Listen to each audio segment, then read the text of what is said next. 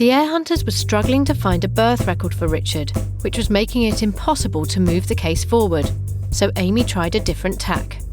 So a search of the adoption register identified a record for Richard. This confirmed the date of birth that we already had as potential, and it also gave us his adoptive parents' names so that we could start to look for his family. The adoption certificate revealed that Richard had been adopted by Victor and Doris Lay on the 12th of June 1945, when he was just 4 months old. It seems that Richard's adoptive father, Victor, had operated his own milk float, and he and Doris had run a small local pub, the 4 Points Inn, in a village near Reading, Berkshire.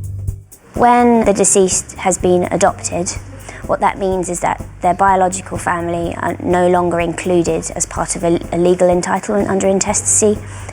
Once you're adopted into another family, your adoptive family tree become those that will be entitled to your estate. In relation to Richard's estate, this means that we're not interested in his biological family, we're only interested in looking at his adoptive family tree. Having found the names of Richard's adoptive parents, the team were able to find a marriage certificate for them and trace Doris's maiden name, Moore. Using this, they could check for any brothers or sisters Richard might have had. A search of the birth indexes indicated that Richard's parents didn't have any other biological children. Having established that they didn't adopt any other children either, the team now looked to the wider family. In order to find Richard's aunts and uncles, this meant expanding our research and looking at the paternal and maternal family trees. Initially, it was always going to be easier to look at the Lay family tree because the surname, although not particularly rare, it's much less common than the maternal surname of Moore. They got off to a good start. We identified a birth record for Richard's father, Victor.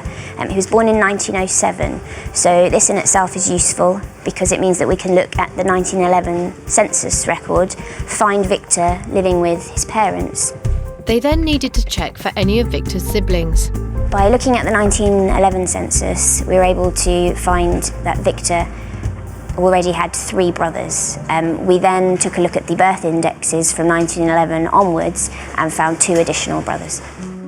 Richard's paternal grandparents, Herbert Lay and Annie Young, married in 1904 and went on to have 6 children, including Richard's father, Victor.